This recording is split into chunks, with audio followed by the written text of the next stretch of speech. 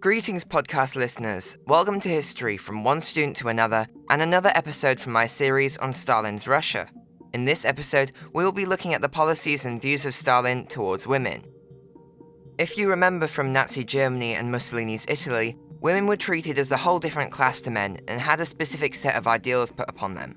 But in Stalin's Russia, there were fundamental differences in how he viewed women as compared with Mussolini and Hitler.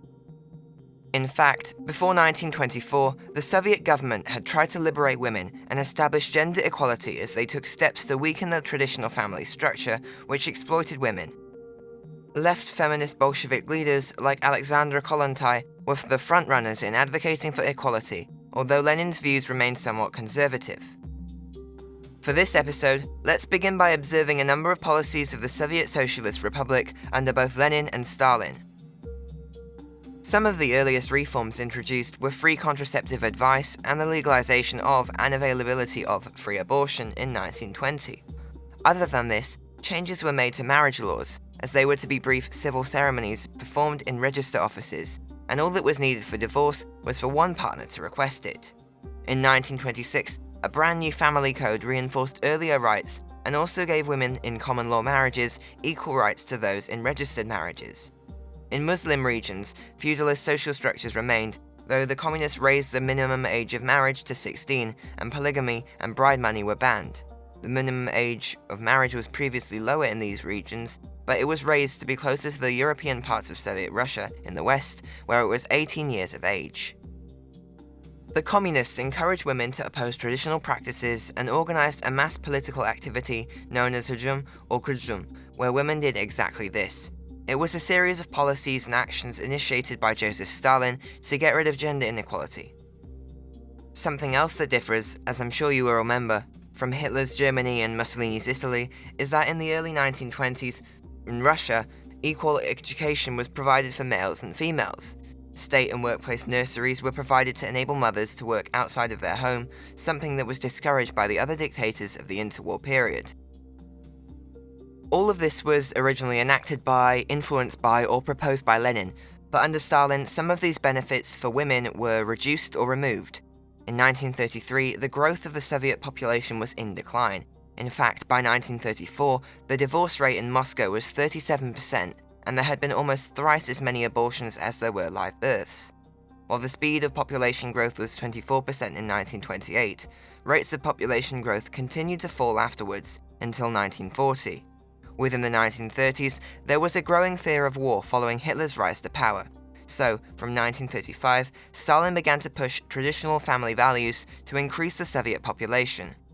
Although most elements of the 1926 Family Code remained in situ, a replacement family law was introduced in 1936, making divorce harder and more expensive and restricting abortion to those who required for medical reasons only. Moreover, to encourage bigger families and raise the birth rate, families with more children received tax cuts. New policies that were put in place included medals being awarded to mothers with large families during the Second World War, and unmarried people being taxed more heavily. From 1944, marriage rights were further reduced, and only registered marriages were recognized. This would mean that children born out of wedlock were no longer allowed to inherit property from their father, and divorce became tougher and more expensive. Despite the reduction and removal of some women's rights throughout Stalin's leadership, women benefited from several new welfare reforms, including free health services, workplace accident insurance, the expansion of kindergarten availability for mothers in the workforce, and paid holidays for a number of workers. Despite this, the availability of adequate housing remained a significant problem throughout the Soviet Union. As a side note, I hope that you've noticed that I've upgraded to a much higher quality microphone over this series. I hope you are enjoying the new and improved listening experience. I would be very grateful if you could help to support me by buying me a coffee. The link is in the description of this episode. For now, back to Stalin's Russia. Let's move on to looking at the roles of women in employment.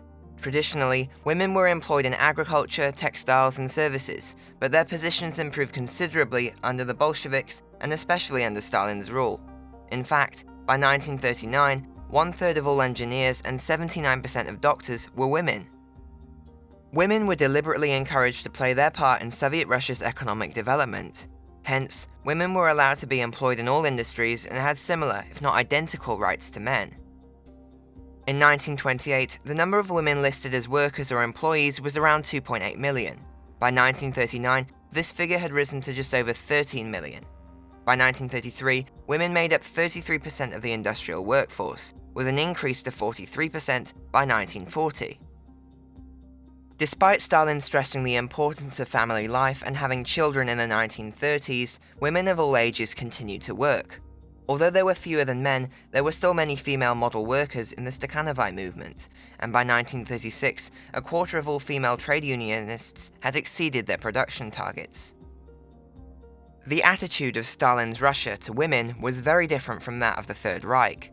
Nazis considered women to be inferior to men, and they thought that they must be confined mainly to domestic chores and duties, whilst communists believed in total equality between the sexes in education, employment, and legislature.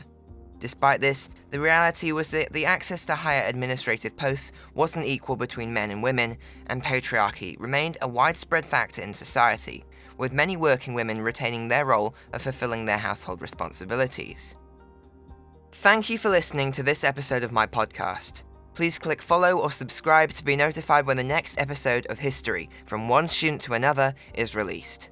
There are links in the description for you to access additional revision material on my website, provide me with feedback, suggestions and questions, and links to my social media and methods of contacting me.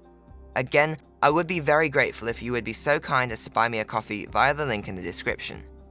This is the end of the episode. Thank you for listening, and goodbye.